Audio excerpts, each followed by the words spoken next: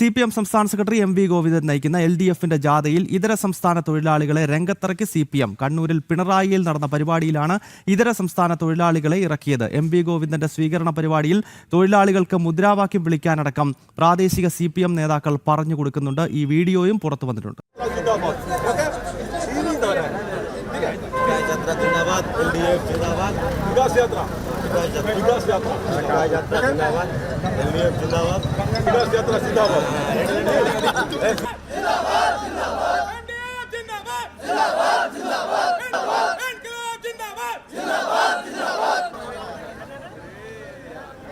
മിഥുന, ഇത് സംഭവിക്കുന്നത് CPMന്റെ ഉരുക്കുകോട്ടയെന്നും ശക്തി കേന്ദ്രമെന്നും ഒക്കെ അവർ തന്നെ പറയുന്ന കണ്ണൂരിൽ, അത് മുഖ്യമന്ത്രി പിണറായി വിജയന്റെ സ്വന്തം നാട്ടിലാണ്.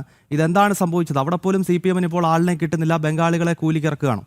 ഗൗതം, അത് തന്നെയാണ് സാമൂഹ്യ മാധ്യമങ്ങളിൽ ഉൾപ്പെടെ വരുന്നൊരു ട്രോൾ എന്ന് പറയുന്നത്. കാരണം CPMന്റെ ശക്തി കേന്ദ്രമാണ് പിണറായി എന്നാണ് വിശേഷിപ്പിക്കപ്പെടുന്നത്. അവിടെയാണ് CPMന്റെ സംസ്ഥാന സെക്രട്ടറി MV ഗോവിന്ദൻ നയിക്കുന്ന ഉത്തരമേഖലാ ജാഥയ്ക്ക് ഇതര സംസ്ഥാന തൊഴിലാളികളെ കൊണ്ടുവന്ന് സ്വീകരണം നൽകേണ്ട ഒരു ഗതികേട് CPM നേതൃത്വത്തെ സംബന്ധിച്ചുണ്ടായിരിക്കുന്നത്.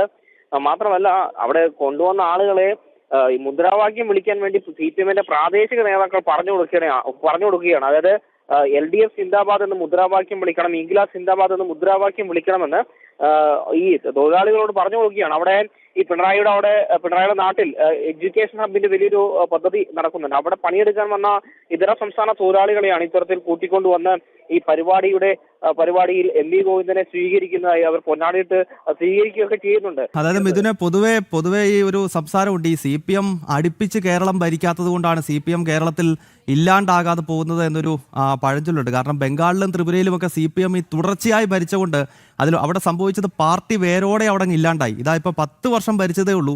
കണ്ണൂരിലും പിണറായിലും ഒക്കെ അവസ്ഥ ഇതാണ്.